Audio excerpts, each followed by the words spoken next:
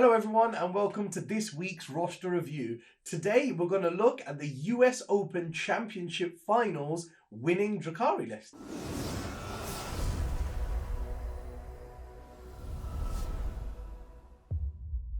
Guys, if you haven't already, please hit that subscribe button and the notifications bell in the corner over there so you know each time I release one of these videos. And if you enjoy this content and you would like more exclusive content, amazing discounts off our web store, or if you just love what we do and you would like to support the channel, then please head over to glasshammergaming.co.uk and join the elite. Right then, so the US Open Championship Finals happened this past weekend in Dallas, Texas, and Drukhari won the whole event.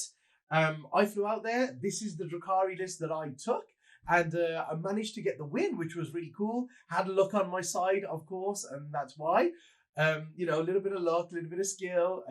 As we say with like any tournament, you need a little bit of luck to go your way for you to win.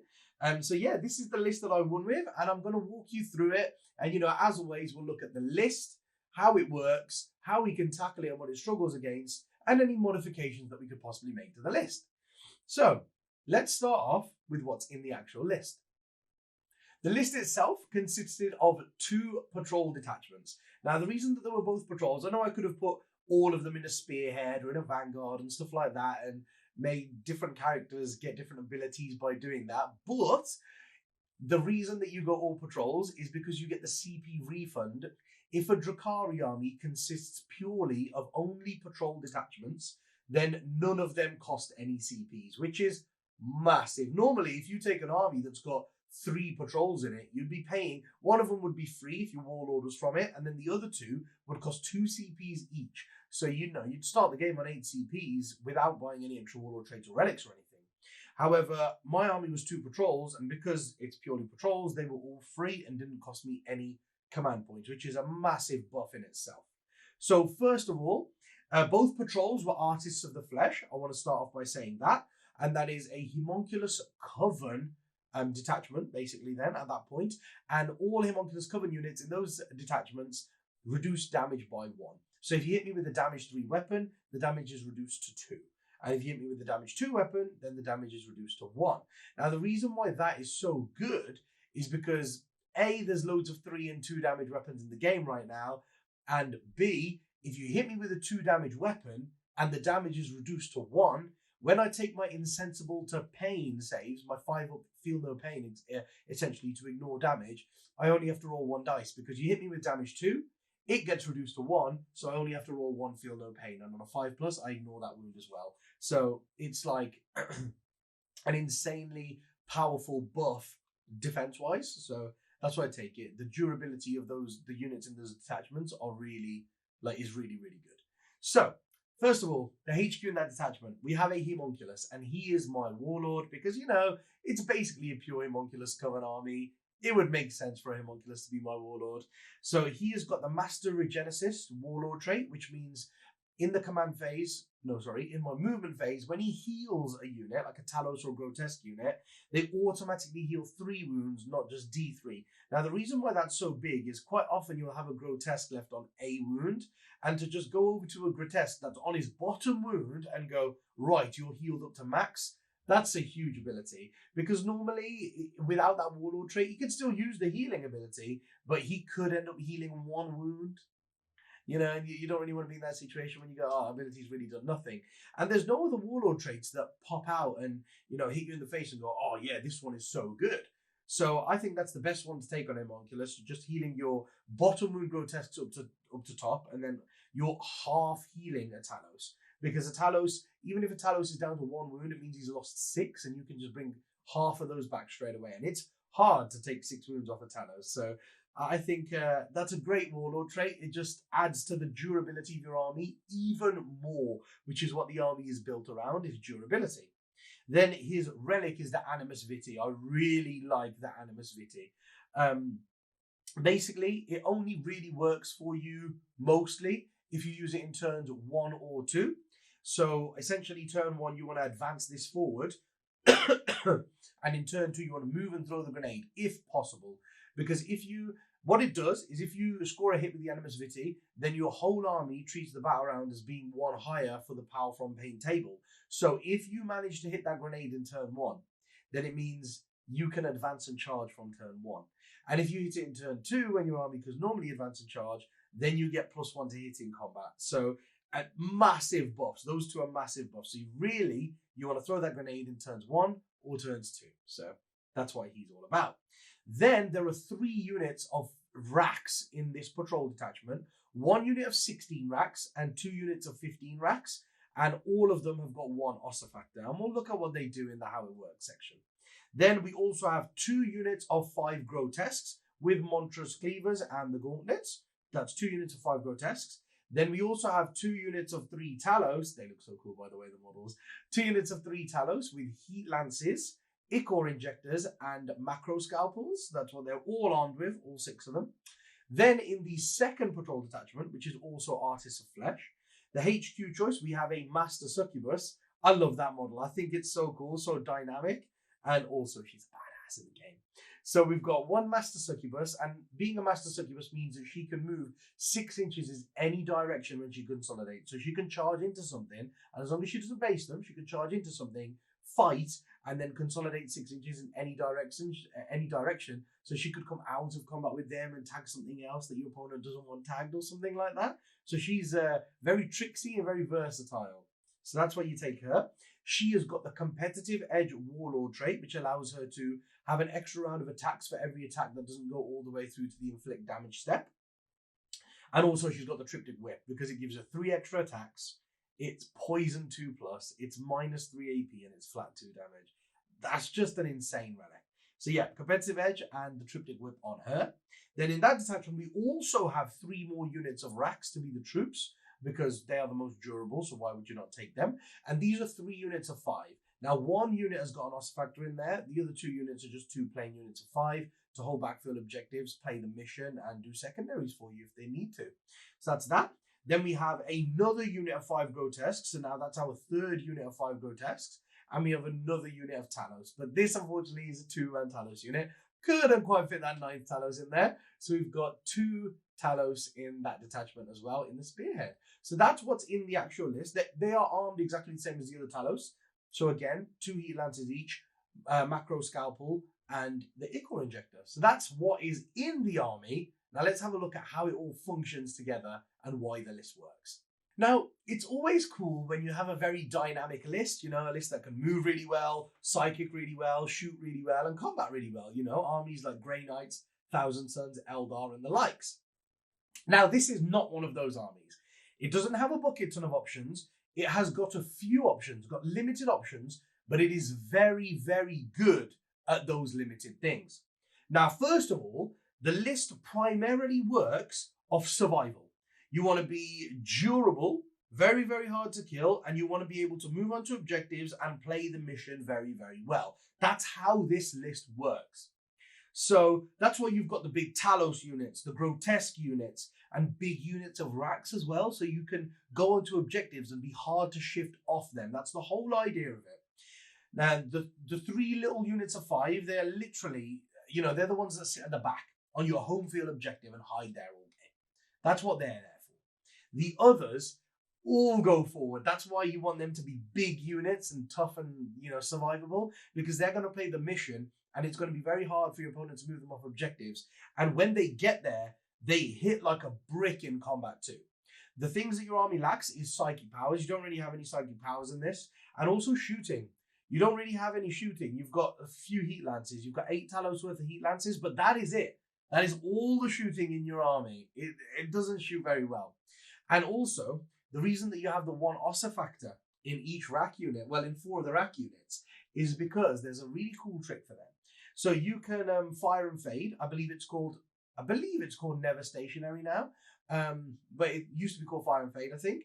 It's 2 CPs, and basically after a unit has shot in the shooting phase, they can immediately make a normal move of up to 7 inches, which, you're like, actually, that doesn't seem very great. Like, why is that so big on Wracks? Like, why would you take 1 gun just for that? Because, normally a lot of people are used to taking things like for example, the Talos, or like 10 Dark Reapers in an Eldar army or something like that, or a unit of Trueborn armed to the teeth with blasters, blast pistols, dark lances, and they normally come out with them, shoot, and then spend their CPs to jump back behind a terrain piece so they cannot be shot. And you might think, well, if the unit's only got one Ossifactor gun in there, what use is that stratagem for them? Well, there's a very key use for it, actually, is the gain movement going forwards. Because you've got to remember these units are tough and they're obsec. They can steal objectives from people just by tagging that objective if your opponent doesn't have any obsec on them. So what you can do is Ossifactors are assault weapons. So you can advance and fire with them. So the whole idea here is Wracks move 7 inches. So they can move 7. Then if you roll, say, a 4 on your advance, for argument's sake, they would advance 4 inches. They would go 11 inches. Then you shoot the one Ossifactor in the unit, because it's an assault weapon, and you use that stratagem for 2 CP to move another 7 inches. So they have moved 18 inches up the board. And that's with an average advance roll. They'll move 17 or 18 inches up the board. But they could move up to 20. They could move up to 20. If you're on a 6 on your advance, they move 13 inches out, shoot that gun, and move another 7. Moving 20 inches across the board with some basic troops is just insane because, like we said, they can steal people's objectives off them, so they can easily get you things like Stranglehold and deny your opponent primaries, which is the biggest thing in the game right now. And they don't really give many VPs away by doing that. And if you lose one unit of 15 racks, but you've denied your opponent 5 or 10 primary points, that's absolutely massive. Absolutely massive. And also, we were playing the brand new missions that are going to be in the next chapter approved. So we were shown essentially the new version of what is now priority targets, the new version of that, and also what we have at the moment, the Retrieval Mission, which is the 6 objective one, where you play long ways. That one as well, we've shown the new version of that. So the list is based off trying to do those missions even better. So the mission-specific secondaries are gone. So there is no minimized losses in retrieval, and there is no priority target in priority targets. Instead, the secondary is now rolled into the primaries. So what you're getting for your primaries is, instead of getting 5 points, 5 points, 5 points for hold 1, hold 2, hold more, you're now getting 4, 4, and 4 points for hold 1, hold 2, hold more. So you can get 12 points a battle round for that, not 15. And the other 3 points in a battle round you can get is from doing priority target. But the catch is, your opponent chooses which of the 2 objectives in your territory, in your half the board, is going to be your priority target. Your opponent chooses which one it's going to be. Now, the big thing about that is they can make it the one that they move, because they will move one of the ones in your half the board. So it makes it a bit harder to do, but it makes it more interactive, because I think priority target used to be, well, is at the moment very silly until the change comes. But yeah, we got to play with that. So our primaries were out of 12 holding objectives. Then every round you could get one for holding the one that your opponent made your priority target. That's the other thing.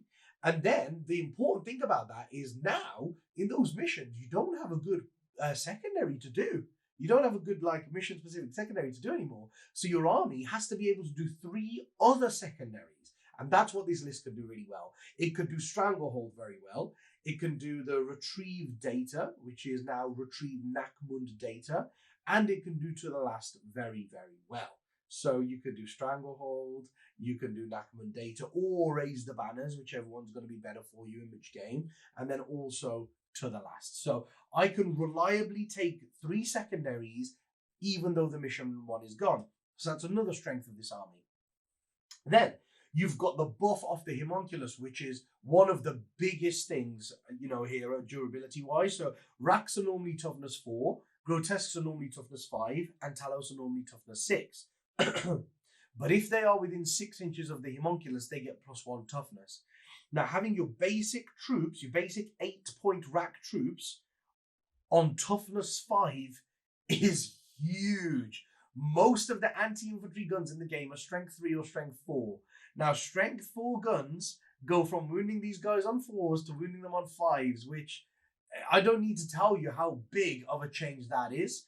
And they hit just by standing next to a Homunculus. That is a character you have to buy in this army anyway. So, just by standing next to him, you gain a point of toughness. And Grotesques as well. Let me tell you, going from toughness 5 to toughness 6 is absolutely huge for them. So, yeah, that's what the Homunculus is doing there. The Grotesques move up in a bubble, the 15 of them.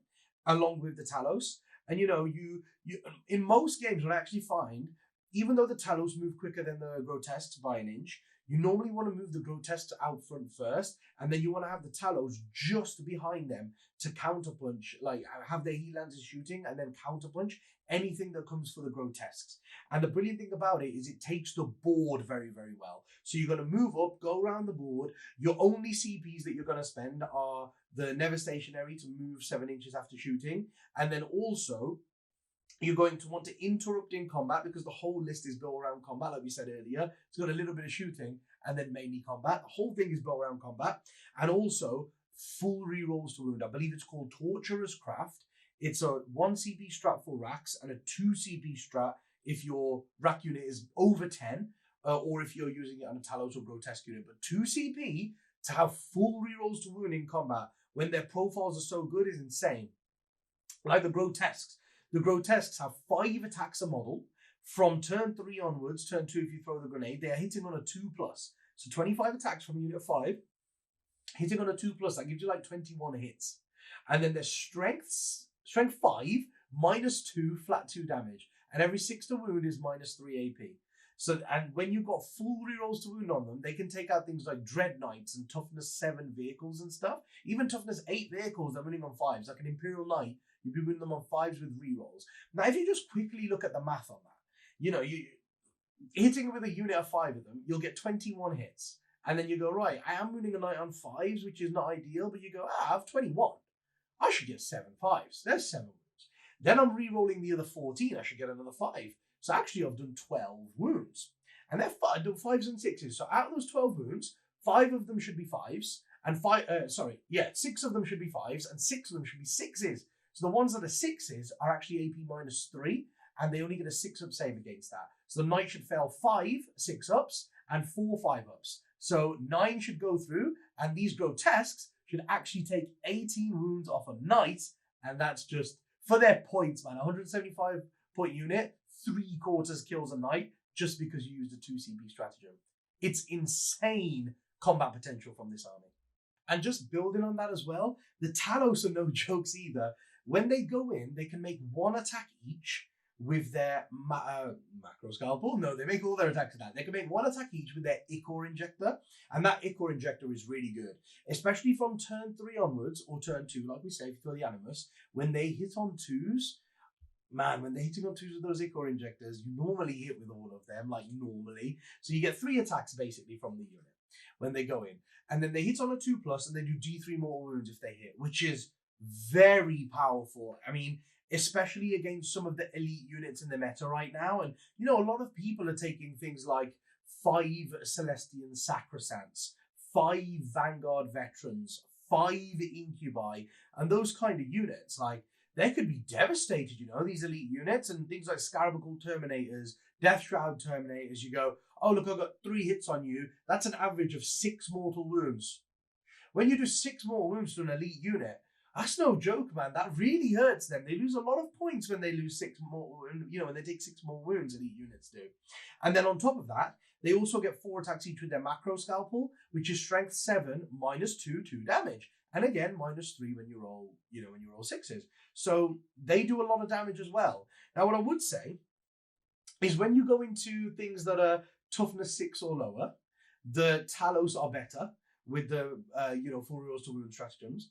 But then when you go into things that are toughness 7 or 8, that's when the Grotesques are better. Because that's where, like, the Talos are also wounding on 4s or 5s, and the Grotesques are wounding on 5s, but the Grotesques have a bunch more attacks. Now, all of them are -2, flat 2 damage, both Talos and the Grotesques, but the Grotesques have the volume. So that's when you want to be using Torturer's Craft on the Grotesques to make sure they do the most damage. So I think, you know, there's a balancing act there. The Talos and the Grotesques together is what makes this list what it is. I think if you just took the Talos or just took the Grotesques and they weren't helping each other out and synergizing in the way that this list works, then I don't think it would work as well as it did for me this weekend, basically. I think the strength is them being together. That is what makes them so good. Then, like we said, the Wracks, they're literally just there to play the mission. The 15-man units, yeah, they're quite scary as well. And that's what I like about it. The 5-man units especially, just hold backfield objectives, come on, do some secondaries for you, maybe raise a banner here or there, so you're not using important units that need to do damage every turn to, to play the mission, basically. They're free to go forward and do what they want to do. And that's why I like the big units of 15 and 16 Wracks, because they go out to play the mission. You want to be able to move them, advance them, shoot the Ossifactor and move them under the 7 inches. So you go, right, I'm spread out across these 3 objectives. But what's also great about them is not only can they do things like that, spread across multiple objectives, gives you loads of points and deny your opponent loads of points, but also they're actually quite scary in combat. Now, it doesn't look like it, but they get 2 attacks each, right? So you're like, man, if you get hit by 5 Wracks, it's only 11 attacks with the Sergeant included. But the minute you get hit by 15 Wracks, that's 31 attacks. Now, they hit on 2s from turn 3 as well. So when you got these 31 attacks and they hit it on 2s, all of a sudden you're like, okay, that's like 26 hits. Yeah, 26 hits. Doesn't seem great when it's on a troop. But they are poison 4+ Wrack Blades are. So if you come up against like a mirror match where someone else has got Grotesques, which have only got a 6-up save and then a 5-up Feel No Pain, you kind of look at them and go, well, yeah, it's only -1, but it's poison 4+. And you go, that's the brilliant thing about my troops is I don't care what the toughness of your units are. I'm winning them on 4s. I'm only strength 4, but you could be toughness 7 or toughness 8 monster, and I'm still winning you on 4, so it doesn't matter to me. And that's the point where you look at it and you go, right, actually, they've got 26 hits on something. That's going to be 13 wounds. You use the full rerolls to wound stratagem, that's going to be 20 saves on someone at -1, and, 2/3 of them will be -1, so it'll be like 14 -1, and then 1/3 of them will be -2 because you will have rolled 6s and they have Blade Artists. So you'll go, here you are, take 13 or 14 at -1 and take another 6 or 7 at -2. So actually, the Wracks can put a beating on stuff. And especially, like we say, we always go back to the meta. Like we say, look at the units in the meta right now. Sacrosancts, Vanguard Veterans, Incubi, all of these kind of units that people want to send into combat. If you get one of these units, one of these 15-man units in there, and you go, there you are, even on, so say a unit of Vanguard Veterans, because they're the ones that we're mentioning, they are the ones that have a 2-up save and also 2 wounds a model. So you go into a 5-man unit of Vanguard Veterans and you hit them with this and you go, okay, take 14 saves at -1, right? So that's 14 3-ups. They should fail 5. They should fail 5. So that's 2.5 Vanguard Veterans dead. And then you go, right, now take another 6 saves at -2. So that's 6 4-ups. You fell another 3. So it's 2.5 dead and 1.5 dead. Averagely, you should kill 4 Vanguard Veterans. And then the last one, you're not really scared of one. If a unit of 5 Vanguard Veterans charges you, yeah, that's cause for concern. But if you manage to charge them and kill 4 of them, that last Vanguard Veteran is not that big. You'll finish it off next turn. But that's what I mean. Your basic troop unit that you've taken to play the mission is going in there and killing somebody's elite combat units, That Vanguard Veteran unit that you've just taken out of the game is 150 points. My 15-man troop unit's only 120. So, they trade up very well and they hold objectives so well. Wracks are the go-to troops choice in the Drukhari Codex now, in my opinion. So that's how this list works. It takes those few secondaries that we spoke about and it just survives and hits things really hard in combat. And that's the reason why I think it's so good, is you hold objectives, you're tough to shift, and then when somebody comes close to try and shift you, because they realize that they can't just do it with shooting, they need shooting and combat to shift you. The minute they get close, your list comes into element and it starts into its element and starts pumping out all this damage in combat. So yeah, it's the fact that the things your opponent doesn't want you to do, you can do. And then when they get close to you, you can beat them back really hard.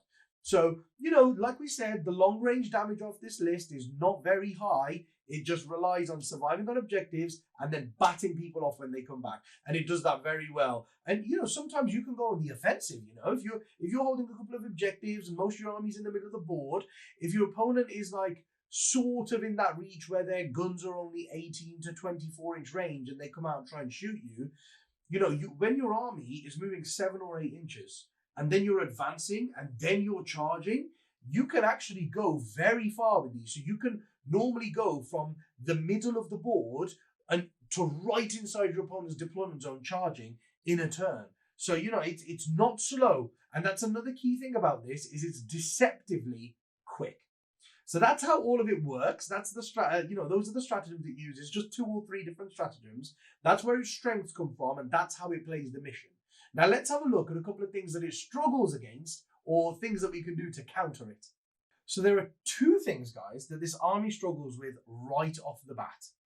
And it's 2 things that you've got to rely on your opponent not having enough of, essentially, to do well with this list. Because if they've got enough of it, oh man, is it going to hurt. So one thing is anti-tank weaponry. But, saying that, I did notice when I was using them that D6 weaponry, anti-tank D6 weaponry, doesn't do particularly great against this army because they reduce damage by 1. So when your damage rolls are like 3s and 4s, they actually go down to like 2 damage, 3 damage. Then you got your 5 up feel no pain. You can stop a lot of it. But what I'm talking about is the weapons that are quite new in the game now, like the new versions of anti-tank weapons, when we're looking at things like Dark Lances that are D3 plus 3 damage, and the las cannons that AdMech have that are D3 plus 3 damage. So those kind of reliable shots that are D3 plus 3 damage, that's what you want, because pretty much every weapon like that in the game right now, even like the Wazbomb blaster jets on the Orcs, they also have the teleport mega blasters that are 2d6 shots on a plane, and they're also -2, -3 when you call the war, and D3 plus 3 damage. So that's the thing, man. Like, those kind of weapons is what you want, because the -3 and -4 of those kind of weapons, the las cannons and the dark lances and stuff, that goes straight through a Talos' armor save and makes them take their 6 up invulnerable. And then once you've taken a 6 up invulnerable, you're taking D3 plus 3 damage. Now that's where you go, okay, but still that's being reduced by 1. And you go, yes, it is being reduced by 1. But that just means instead of the weapon being D3 plus 3 damage, it's just D3 plus 2 damage. So it actually doesn't go down by that much because it's reliable shooting. So the average damage on that is like, you should be rolling a 3 or 4. Averagely, you should roll a 2 on a D3. That's just the averages, basically. When you're rolling multiple, that's what it'll average to. So if you get 3 shots through, you should average 555 damage, which should go down to 444 damage, like overall. So you should be making them take 12 feel no pains, out of which they should pass 4, and that's a dead Talos. So if you get 3 Dark Lance shots through, or 3 las cannon shots through, which if you wound with that many, they should go through because of the 6 up invulnerable. They should only say 1 in 6. Then if you get 3 through, that should be a dead Talos. And another 3 through, that's another dead Talos. So, you know, every time you get 3 through, you're killing 100 and something points of this army, which I think is very, very big. And then that's another thing, taking the Grotesques out. Like, I realized that that kind of anti-tank weaponry is better off into things like Talos than it is into the Grotesques, because that's when you go, right, if 2 shots go through on a Talos, that should be an average of 8 damage. And then when I'm taking feel no pains, that should be reduced to 5 or 6 damage that goes through, which is very good. It leaves a Talos on like 2 wounds or 3 wounds or something. But if you try to do the same thing to a Grotesque, 1 shot, as we said, you should roll a 5 on your damage, which when that gets reduced by 1, it goes down to 4. So they should pass 1 feel no pain out of 4. So if they lose like 3 wounds, you've left a Grotesque on 1 wound. Then when you're hitting them with another las cannon just to take 1 wound off, that hurts a little bit. So that's the first thing I would say, is the Talos in this army really struggle against D3 plus 3 damage anti-tank weaponry. So, you know, have 1 or 2 Ravagers in Dark Eldar army now, or have 3 or 4 Iron Strider Ballistari. But see, this is the kind of thing where people do have that in their armies, you know? People do take 3 or 4 Iron Strider Ballistari, and people do take like a Ravager so it can move out, shoot, and hide again. So, you know, just having a second Ravager or something can make you reliably kill a couple of Talos from this army every single turn. And when they're sitting at the black plinking off like that, the Heat Lancers in this army are not going to be in range to shoot you back. So that's one thing it really struggles against. And the second thing, when I was saying they struggle against 2 things, is high volume of fire at strength 6. Like that is what this list does not like. Things like scatter laser jet bikes. So if you imagine a unit of 10 scatter laser jet bikes, about 200 points or something like that, they pump out 40 shots on strength 6. And you can do things like guide that unit, they'd be hitting on 3s with rerolls, and they're getting like 36 hits. Then when they're shooting Wracks, they're wounding on 3s, man. That's 24 wounds. 24 wounds. Then from those 24 wounds, I should pass 4 6-up invulnerables. That's 20 go through. Then I should pass like 6 feel no pains, so 14 go through. So one unit with scatter lasers can kill 14 Wracks in a turn. That's a lot, man. That's a lot. When there's 60 Wracks in the army, in 4 turns, all of your troops could be gone. Just from one unit. That's what I'm trying to say. Not from their army. Just from one unit firing over 4 turns, they could kill all of the troops in my army. So I think strength 6, volume of fire, is what really hurts. Is because it can hurt the Grotesques because you win them on 4s, and then it hurts Wracks because you win them on 3s. Granted, it's not that good against the Talos, but it's phenomenal against the Grotesques and the Wracks. So that's one thing I would seriously consider looking at if this kind of list is big in your meta right now. So you want high volume of strength 6 firepower, and you want las cannons. Now, one thing it doesn't struggle to do is play the mission. So that's one thing you need to think about going into this game as well, is you need to have an army that can either kill all of the Wracks and Grotesques, because that will allow you to take no prisoners against this army, or you need one that can play 3 secondaries regardless of what I've brought to the table. So if you can, for example, if you know, for example, that in every single game you can achieve engage on all fronts for 10 points, and you can do retrieve data for 8 to 12 points in every game, and then you also know that you can do to the last because you've built it into your army, or you can do a psychic one like Warp Ritual with your army guaranteed, then you're okay. You want to think about incorporating that sort of secondary mechanic in your army where you can take 3 secondaries regardless of what I put down on the table. That's when you'll be giving this a hard game, because if you're forced to take a secondary based on what this has brought, you've got to take no prisoners, really. That's the only one this gives away reliably, and then you've got to get those points. So you've got to be, killy enough to be able to get that. So that's what I would say about playing against this army. Another thing, which this army doesn't like very much, is mortal wound output.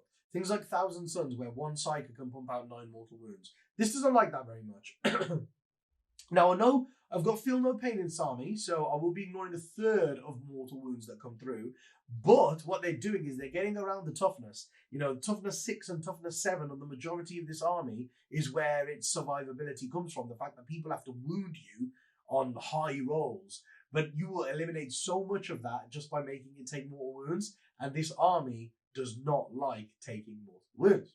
So that's another way that you could tackle this army. So there's a couple of ways of tackling this army.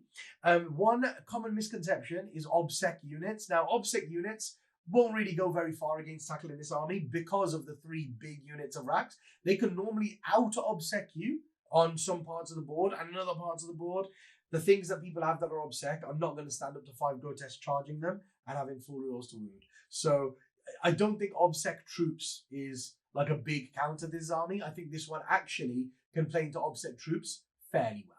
So that's how we're going to tackle this army. Let's have a look at any modifications we can make to improve the list. So modifications and improvements then, guys. To be honest, there aren't very many, because I really like the way that it synergizes. Actually putting it on the board, sometimes you put a list on the board and you play a couple of games with it and you go, okay, this didn't quite do what I wanted it to do, or this element of it wasn't actually this good at what I thought it was going to do, so I need to do this, this, this, this, and this. That was not the case with this army. I put it down on the table and it did quite a lot of what it needed to do. But one thing that I think is a big change, and I think is a must, is at least some of my Talos need the Talos gauntlets. So I didn't have that. I had macro scalpels on everybody, just like I was saying, 8 Talos with macro scalpels. But the problem with that is, if you play into a mirror match against other Talos, or you play against Death Guard or Deathwing, anybody who has a mechanic where they can reduce your damage by 1, those flat 2 damage macro scalpels going down to flat 1, especially when all your Grotesques have only got 2 damage weapons that go down to 1, that can be a massive hindrance. Like you'll find killing those things a lot harder. So essentially what you want to do is you want to be able to put the Talos gauntlets on your Talos so that they're flat 3 damage. So even when somebody reduces damage by 1, you go down to 2 damage. The reason why I say this, because if you go into a mirror match and you've got gauntlets and your opponent has got scalpels, you will most of the time win that game. Because their macro scalpels do 1 damage to you, but your Talos gauntlets do 2 damage to them after the reduced damage by 1. So you're essentially doing double the damage against them that they're doing to you. So you will just get through theirs twice as quickly as they'll get through yours. So that's one big change that I would definitely make. You know, you've got to gain 40 points to take 8 Talos gauntlets. That is dropping 5 Wracks. I would, from this list, because there are so many Wracks in here, I would happily drop 5 Wracks. One of the little units of 5 Wracks to take that. So I would have 2 little units of 5 Wracks. You don't really need 3. It's nice to have 3, but you don't need them. So you can have 2 units of 5 Wracks and 3 big units, and then you can have Talos gauntlets on every Talos in your army. That's a big change, and I'm going to do that in this army moving forwards.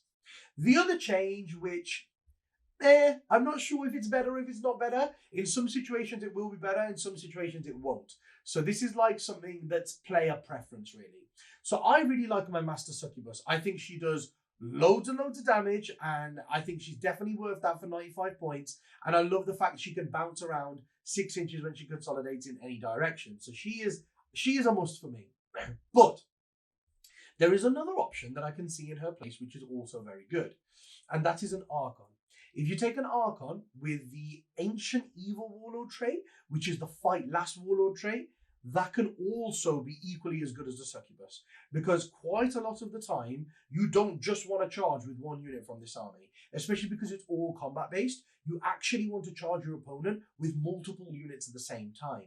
Now, what this allows you to do is instead of going into 1 of your opponent's units, you can actually go into like 2 of your opponent's units with 2 of your units, and you can make 1 of them fight last. And then, so say you charge them with 2 Talos units like this. Then this unit over here, you can make the unit that they're fighting fight last with your Archon. And then you can go, right, this unit over here is going to fight first now against them, because this unit that I've made fight last cannot use the interrupt stratagem. So I'm going to get to fight there as well before you attack. So what that Archon lets you do is go into 2 different enemy units with 2 of yours and fight them without them interrupting, which is very big.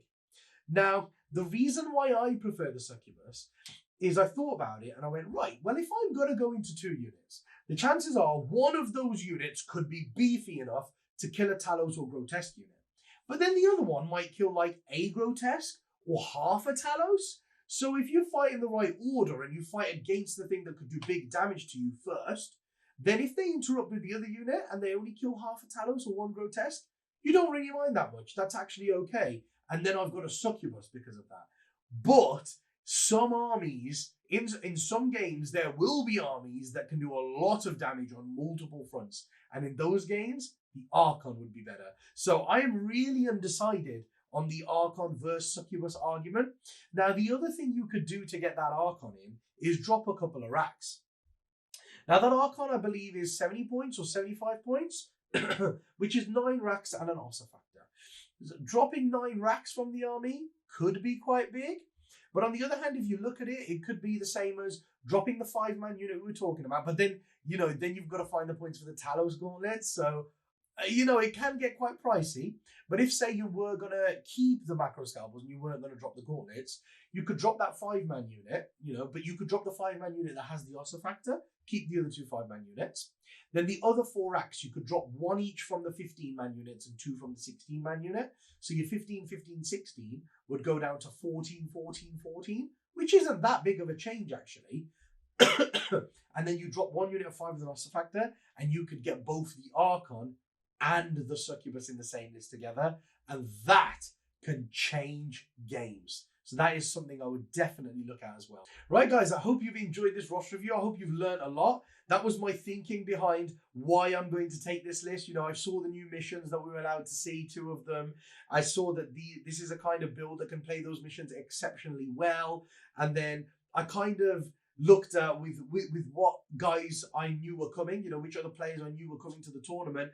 I kind of went, well, this person plays this and this person plays this. So they're likely to bring this and this. So what can I bring? Because I play pretty much every army. What can I bring that will throw the biggest challenge at those guys. And, you know, it worked, and I'm very happy with the performance of this army. I hope you guys have learned a lot about, one, how it all works, and two, if you come across this in a, you know, on the battlefield, or if you play me in a future tournament, how you're going to beat me down. I hope this has given you an idea of that. And yeah, like I say, guys, if you enjoy my content and you've watched this far and you haven't already, please hit that subscribe button in the corner over there. I'm almost at 10,000 subscribers, and that means we can almost partner with GW to get rules early and then provide better content for you guys. And as always, if you enjoy the content and you would like more exclusive content, you would like amazing discounts off our web store, or if you just love what we do and you'd like to support the channel, then please head over to glasshammergaming.co.uk and join the elite. And until next week, guys, play loads of Warhammer 40k, try this list out if you're a Drukhari player, crush this list if your mates are using it, and I'll see you later, guys. Bye.